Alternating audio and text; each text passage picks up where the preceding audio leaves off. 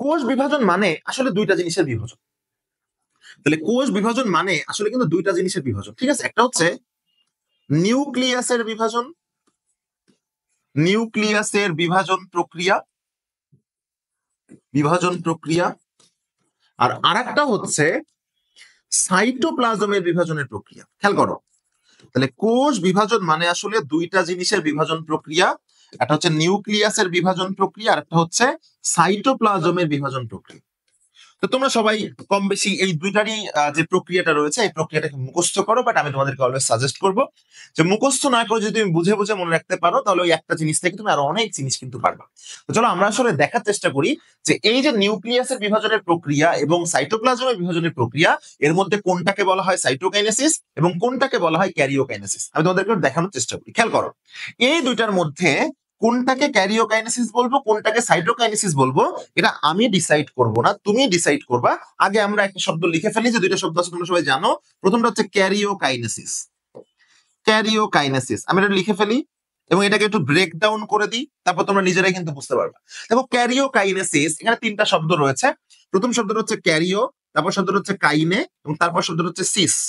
এই লাস্টে যে সিস শব্দটা তোমরা দেখতেছো, এই সিস মানে হচ্ছে প্রসেস বা প্রক্রিয়া। লাস্টে যে সিস শব্দটা তোমরা পাইলা, এই সিস মানে হচ্ছে প্রসেস বা প্রক্রিয়া। এখন দেখো এই যে কাইনে, এই কাইনে কথাটা তোমরা শুনছো ফিজিক্সে গতিশক্তি নামে একটা অধ্যায় রয়েছে, সেখানে কিন্তু তোমরা দেখেছো গতিশক্তিকে ইংলিশে বলা হয় কাইনেটিক এনার্জি। ওই কাইনেটিক এনার্জি থেকে কিন্তু কাইনে কথাটা আসছে। এই কাইনে মানে আসলে গতি, এই কাইনে মানে আসলে কি বলো, গতি। তাহলে কাইনেসিস আসলে কিসের প্রক্রিয়া? কাইনেসিস আসলে গতির প্রক্রিয়া। এবং তোমরা জানলে অবাক হবা যে কোষের মধ্যে একমাত্র তখনই গতি থাকে যখন কোষটা বিভাজিত হয়। তাহলে ইন দ্যাট কেস আমরা এই গতির প্রক্রিয়াকে কিন্তু বলতে পারি বিভাজনের প্রক্রিয়া। তাহলে ইন দ্যাট কেস আমরা এই গতির প্রক্রিয়াকে কিন্তু বলতে পারি বিভাজনের প্রক্রিয়া। কিসের প্রক্রিয়া বলো? বিভাজনের প্রক্রিয়া। তাহলে কাইনেসিস মানে, সিস মানে প্রক্রিয়া, কাইনে মানে গতি। তো কোষের মধ্যে তখনই গতির প্রক্রিয়া ঘটবে যখন বিভাজন হবে। তাহলে গতির প্রক্রিয়াকে আমরা বলতে পারি বিভাজনের প্রক্রিয়া। And the final one is এই যে ক্যারিও, এই ক্যারিও কথা যে শব্দ থেকে এসেছে সেটা হচ্ছে ক্যারিওন। এই ক্যারিওন মানে হচ্ছে নিউক্লিয়াস। এই ক্যারিওন মানে কি বলো? নিউক্লিয়াস। তাহলে খেয়াল করে দেখো তো ক্যারিওকাইনেসিস মানে কি? ক্যারিওকাইনেসিস মানে হচ্ছে নিউক্লিয়াস এর বিভাজনের প্রক্রিয়া। তাহলে ক্যারিওকাইনেসিস মানে কি? নিউক্লিয়াস এর বিভাজনের প্রক্রিয়া। তাহলে খেয়াল করে দেখো, নিউক্লিয়াস এর বিভাজনের যে প্রক্রিয়া বাবারা, তাকে আমরা কি কাইনেসিস বলবো? তাকে আমরা ক্যারিওকাইনেসিস বলবো, তাকে আমরা ক্যারিওকাইনেসিস বলবো।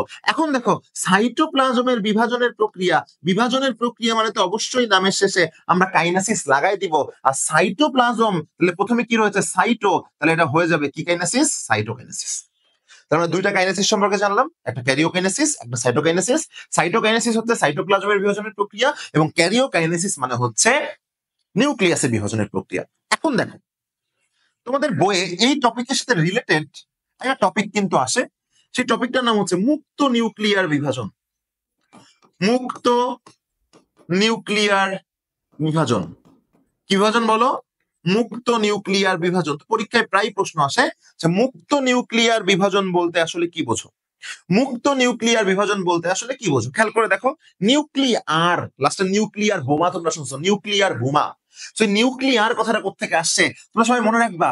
জীববিজ্ঞানে কোন শব্দের শেষে যদি টিক বা ইক, আল বা আর এই শব্দ থাকে তাহলে এটা দ্বারা সম্পর্কিত বা রিলেটেড বোঝায়। তাহলে রিলেটেড টু বা সম্পর্কিত বোঝায়। তাহলে এই শব্দগুলো দ্বারা কি বোঝায়? রিলেটেড টু বা সম্পর্কিত বোঝায়। যেমন ধরো টিক দিয়ে কয়েকটা বলি, হেপাটো সম্পর্কিত হেপাটিক, গ্যাস্ট্রো সম্পর্কিত গ্যাস্ট্রিক, প্যানক্রিয়াস সম্পর্কিত প্যানক্রিয়াটিক, ফটোসিনথেসিস সম্পর্কিত ফটোসিনথেটিক। ক্লিয়ার? এবারে ইক কি? ওই টিকের শেষে তো ইক আছে, গেল। আল দিয়ে কি? ব্যাকটেরিয়া সম্পর্কিত ব্যাকটেরিয়াল, ভাইরাস সম্পর্কিত ভাইরাল, অ্যাট্রিয়া সম্পর্কিত অ্যাট্রিয়াল, কার্ডিয়া সম্পর্কিত কার্ডিয়াল। আর দিয়ে কি হতে পারে? অ্যালভিওলাস সম্পর্কিত অ্যালভিওলার, আর যোগ হলো। ভেন্ট্রিকল সম্পর্কিত ভেন্ট্রিকুলার, আর যোগ হলো। নিউক্লিয়াস সম্পর্কিত নিউক্লিয়ার, আর যোগ হলো। তাহলে এইখানে দেখো মুক্ত নিউক্লিয়ার বিভাজন বলতে আসলে বোঝাচ্ছে মুক্ত নিউক্লিয়াস এর বিভাজন। সম্পর্কিত মানে আমি এর লাগাই দিলাম। তাহলে মুক্ত নিউক্লিয়াস এর, মুক্ত নিউক্লিয়াস এর বিভাজন। এর মানে আসলে কি? আমরা জানি একটা কোষে দুইটা জিনিসের বিভাজন ঘটে, সাইটোপ্লাজমের বিভাজন ঘটে এবং নিউক্লিয়াসের বিভাজন ঘটে।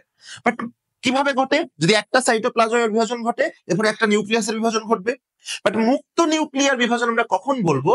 যখন কোনো একটা জেনেটিক কারণে বা যে কোনো একটা কারণে এই সাইটোপ্লাজমের যে বিভাজনটা রয়েছে, এই সাইটোপ্লাজমের বিভাজনটা যদি বন্ধ হয়ে যায় কোষে, এই সাইটোপ্লাজমের বিভাজনটা যদি কোষে বন্ধ হয়ে যায়, তাহলে কিন্তু কথার কথা, ধরো দুই বন্ধু খেলতে গেছে, দুইজনই ব্যাট করতে পারবে, আর কোনো ব্যাটার নাই।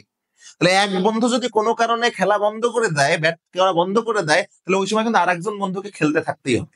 ঠিক আছে? তো যখন এই সাইটোপ্লাজমের বিভাজনটা বন্ধ হয়ে যায়, তখন কিন্তু নিউক্লিয়াসের যে বিভাজন, অর্থাৎ ক্যারিওকাইনেসিসটা একদম মুক্তভাবে খেলতে পারে। মানে কি মুক্তভাবে ঘটতে পারে। এই যে মুক্তভাবে নিউক্লিয়াসের বিভাজন বা ক্যারিওকাইনেসিস ঘটলো, সাইটোপ্লাজমের বিভাজনটা ঘটলো না, এটাকে আমরা কি বলতেছি? মুক্ত নিউক্লিয়ার বিভাজন। মুক্ত নিউক্লিয়ার বিভাজন। এবং একটা এমসিকিউ খুবই আসে, মেডিকেলেও এসেছিল, যে মুক্ত নিউক্লিয়ার বিভাজনের ফসল কোনটা? মনে রাখবা, মুক্ত নিউক্লিয়ার বিভাজনের ফসলই কিন্তু ডাবের পানি। তাহলে মুক্ত নিউক্লিয়ার বিভাজনের ফসল কি? মুক্ত নিউক্লিয়ার বিভাজন, এই যে মুক্ত নিউক্লিয়ার বিভাজন এর ফসল মানে কি এর প্রোডাক্ট ডাবের পানি। এসেছিল মেডিকেল অ্যাডমিশন টেস্ট। তাহলে মুক্ত নিউক্লিয়ার বিভাজন 2 মার্কে আসতে পারে। মুক্ত নিউক্লিয়ার বিভাজন বলতে কি বোঝায়? যখন সাইটোপ্লাজমের বিভাজন বা সাইটোকাইনেসিস বন্ধ থাকবে, তখন ক্যারিওকাইনেসিস বা নিউক্লিয়াসের বিভাজন মুক্তভাবে চলতে থাকবে, এটাকে আমরা বলবো মুক্ত নিউক্লিয়ার বিভাজন। এবং এইটার উদাহরণ কি? ডাবের পানি। ক্লিয়ার?